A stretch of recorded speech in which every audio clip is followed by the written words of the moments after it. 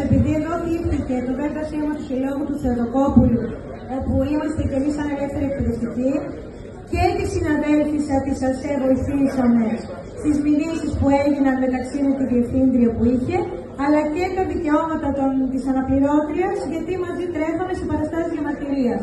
Οπότε αφήνω την κρίση σας να δείτε όλα τα πεπραγμένα που έχουμε στο πρακτικό μας, ώστε να δείτε ότι οι ελεύθεροι εκπαιδευτικοί, όπως και όλα τα μέλη του ΔΟΥΣΟΥ, υπερασπιστήκαμε τους συναδέλφους μας. Πάμε τώρα στο συνέδριο. Βασικό αίτημα βλέπουμε ότι είναι η εξίσωση του ωραρίου της πρωτοβάθμιας με τη δευτεροβάθμια. Άλλη μια χρονιά που το συζητάμε, στο προηγούμενο πάλι Γενική Συνέλευση, το ίδιο εδώ χειροκροτούσαμε, μπράβο, εξίσωση και των νηπιαγωγών, μένουμε όμως πάντα στο χειροκροτήματα. Θέλουμε ένα νηπιαγωγείο, σαν νηπιαγωγός θα σας μιλήσω, ένα από τους ελεύθερους εκπαιδευτικούς, το Σύλλογο του Θεοδοκόπουλου.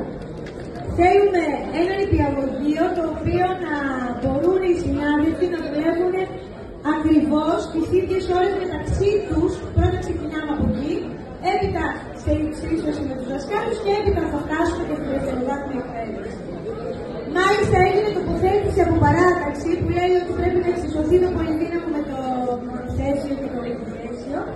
Αρχικά λοιπόν να πούμε ότι όπου υπάρχουν κτίρια, όπου υπάρχουν υποδομές, θέλουμε πολυδύναμα νηπιαγωγεία και εμείς αυτό το προτείνουμε στο Ηράκλειο, γιατί οι συνάδελφοι μόνο έτσι θα ξεκινήσουν να εξισώνουν μεταξύ τους την νηπιαγωγή τα ωράρια τους.